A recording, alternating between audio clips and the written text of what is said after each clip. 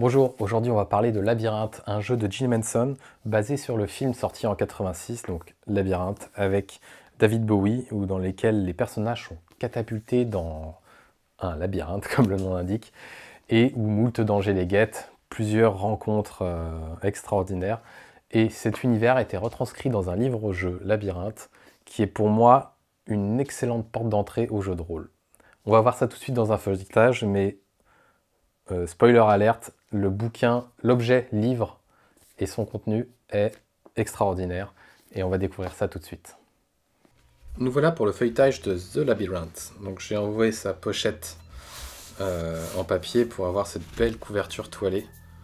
Vraiment, ça donne envie de partir à l'aventure tout de suite. Alors, il faut souligner encore une fois 3 signets. Très pratique parce que vous allez souvent faire des allers-retours. Et la première chose que vous voyez en ouvrant, c'est 2 petits dés cachés à même le livre, avec un petit symbole spécial pour le 1, et 2 dés qui reprennent tout à fait les tons et les coloris du jeu. Hop. La maquette est absolument extraordinaire. Vous allez le voir au fur et à mesure, hein, je ne vais pas tout dévoiler, mais on a une cohérence graphique, que ce soit sur les tons des couleurs, sur le papier crème, sur les encarts, que sur les illustrations. C'est vraiment fabuleux. Et le travail là-dessus est impeccable. J'ai rien du tout à redire à part des compliments. Vous voyez même qu'ici on a des petites chouettes en bas. Et en fait ça fait un espèce de flipbook où on voit la chouette qui... je sais pas si ça se verra bien à l'image, mais la chouette, voilà, fait comme si elle s'envolait. Donc, on commence par une petite présentation de ce qu'est un jeu de rôle, en fait, ce qu'ils appellent ici un jeu d'aventure, et le rôle du meneur qui est ici le roi des gobelins. De quoi on a besoin, avec à chaque fois des illustrations. Une fiche pour le roi des gobelins, car il doit tenir compte du temps qui passe. Les joueurs ont un certain temps pour atteindre la fin du labyrinthe et remporter la partie. Et à chaque fois qu'ils passent du temps sur une étape, et ben, le roi des gobelins va cocher une de ces petites cases. Et au bout de 13 heures, et bien, la partie s'achève. Il a de quoi mettre quelques PNJ avec des traits, des défauts, on va expliquer ce que c'est, ainsi que quelques notes. Pour les joueurs, c'est très simple. On a la fiche ici qui est limpide, des traits, des défauts, un éventuel portrait, des notes et de l'équipement. Encore une fois, c'est fabuleuse illustration. Comment aborder le livre, créer son personnage, donc on va choisir une race parmi celles-ci qui va donner certains traits qui peuvent aussi être des défauts, par exemple très petit pour le vert, ce qui peut s'arriver un avantage pour se glisser dans un petit trou, mais si on doit bloquer l'accès par exemple à une autre créature, ça risque d'être un vilain défaut. Donc on explique à chaque fois un petit peu de quoi chacun est capable et la description générale. Que veut le groupe? Alors, pourquoi aller au cœur du labyrinthe, rechercher quelque chose auprès du roi des gobelins? Eh bien ça c'est un petit peu le leitmotiv qui va pousser les joueurs. Ce n'est pas si important que ça en fait, mais ça permet de clôturer l'histoire sur quelque chose. Ce qui est important vraiment dans ce jeu, c'est la route et pas le but. Comment jouer au jeu? Alors, on aura besoin de 2d6, et ce qui se passe, c'est qu'à chaque fois que les joueurs vont devoir faire une action incertaine, ils vont jeter un d6, et si c'est inférieur ou égal à la difficulté, si c'est supérieur ou égal à la difficulté, le test est réussi. Donc on voit que plus on va mettre une difficulté élevée, plus ce sera compliqué, mais le système est vraiment très simple. Et là-dessus s'ajoutent les traits et les défauts.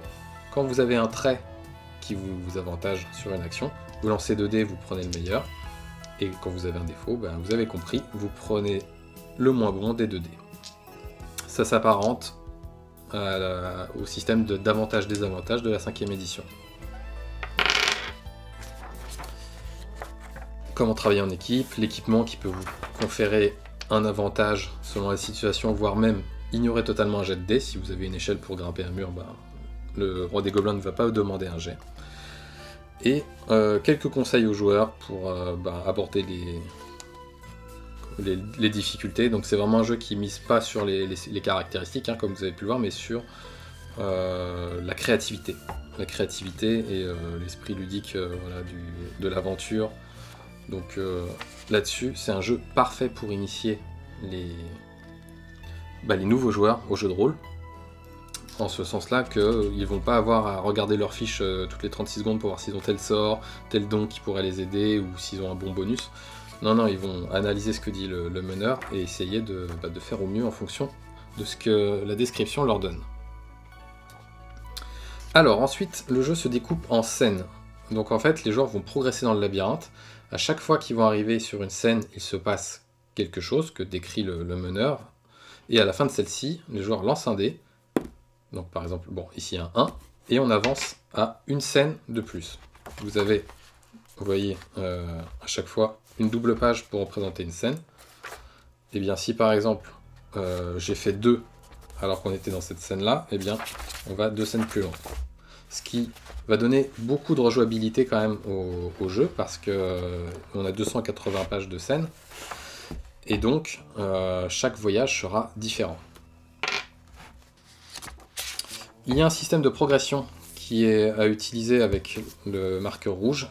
Quand c'est spécifié, en fait, on va mettre le marqueur sur la scène actuelle et ça permettra de revenir dessus si jamais il y a des péripéties, parce que parfois le jeu vous demande de revenir à la précédente scène, vous devez revenir si vous êtes bloqué. Les scènes d'action, comment gérer un petit peu les différentes actions avec les tests, utiliser tableau. Il y a énormément de tableaux aléatoires, donc toujours ça se base avec 1 ou 2 D6 qui permettent de mettre de l'aléatoire sur les objets qu'on trouve, les PNJ, certaines difficultés, etc. Quelques conseils pour le roi des gobelins, et on commence tout de suite dans l'aventure, page 36, où un premier chapitre décrit ce qu'on va trouver dans cette partie, et à chaque fois qu'on va atteindre un point clé, il y aura un autre chapitre. Donc par exemple, si je prends ici le dédale de haie, on va lire cette partie-là. Si on franchit la dernière scène avec le dé de progression, et qu'on arrive là, on s'arrête là, on lit là, ça change un petit peu le décor, ça change un petit peu la progression des joueurs dans l'aventure, et il peut se passer des choses différentes. À chaque fois, vous voyez, on a les scènes résumées de ce chapitre, ainsi que les différentes façons de le customiser. Donc chaque scène se présente sous la forme, j'en prends d'une au hasard, hop, sous cette forme-ci. Donc c'est pas la plus compliquée, tant mieux. On a un petit texte d'ambiance que le roi des gobelins peut lire tel quel ou le modifier à sa guise. Une partie qui va devoir s'approprier lui pour comprendre les enjeux de la scène et faire jouer les joueurs dedans. Et ensuite, les conséquences, si les PJ réussissent à franchir la scène ou s'ils échouent, ils disent rendez-vous à ceci, ou alors lancez le dé de progression pour aller à la scène suivante, etc. À chaque fois, on a des illustrations, quasiment pour chaque scène, qui sont extraordinaires. Il y a ce papier mat avec cette teinte un peu crème, un peu pastel, des couleurs qui sont parfaitement dans les tons, ces petits labyrinthes qui sont rappelés sur les bords à chaque fois de la mise en page. Il y a vraiment une cohérence, que je me répète, hein, mais j'ai été scotché par la mise en page en fait de ce jeu.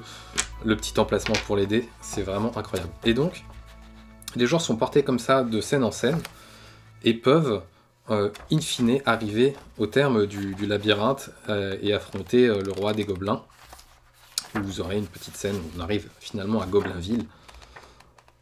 Et donc c'est un excellent jeu pour initier les joueurs au jeu de rôle, parce que la prise en main est extrêmement rapide, le système se fait oublier, il est tellement léger qu'au final ça se résume à des traits et des défauts, les joueurs n'ont que ça à se souvenir, ainsi que quelques caractéristiques de leur personnage selon la race, par exemple comment ça s'appelle ça, ceux qui peuvent détacher leurs membres et faire du feu.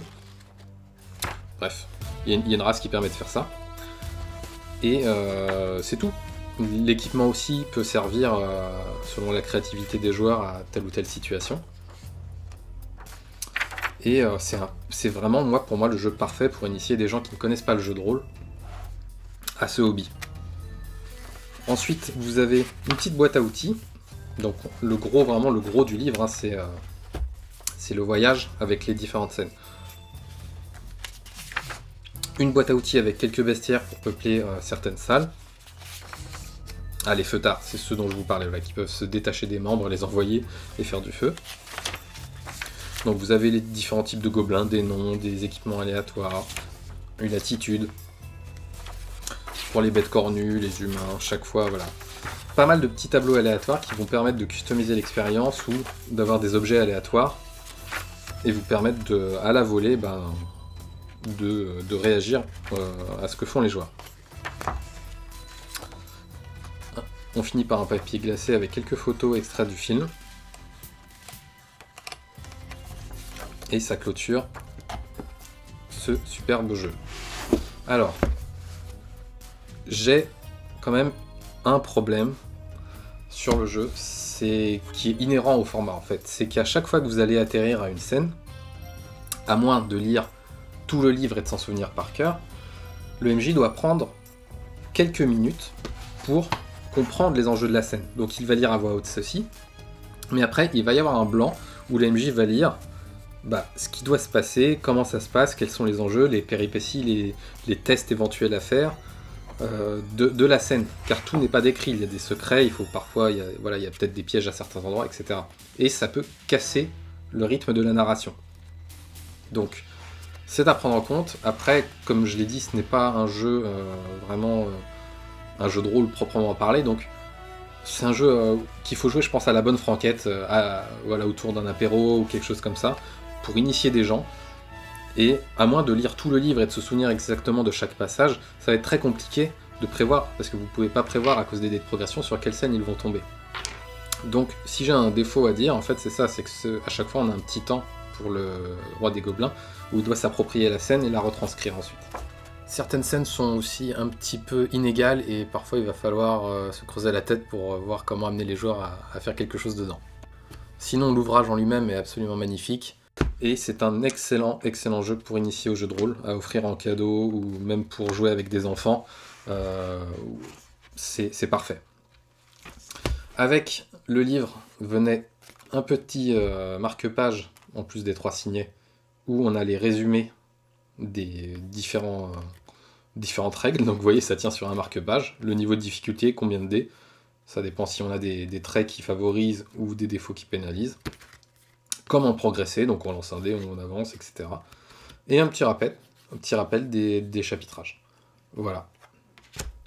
Donc que du bien pour Labyrinthe, édité chez Black Book Edition. Et honnêtement, l'objet est fabuleux, l'objet est vraiment incroyable. Et le contenu est aussi à la hauteur de son plumage. Donc voilà, un jeu parfait selon moi pour l'initiation, avec un petit format tout en un, où on n'a plus qu'à se laisser porter au fil des pages dans cet univers féerique. Et je vous dis à bientôt sur Rock'n'Roll. Dites-moi dans les commentaires si vous l'avez fait jouer, quels sont vos retours là-dessus. Et puis, à bientôt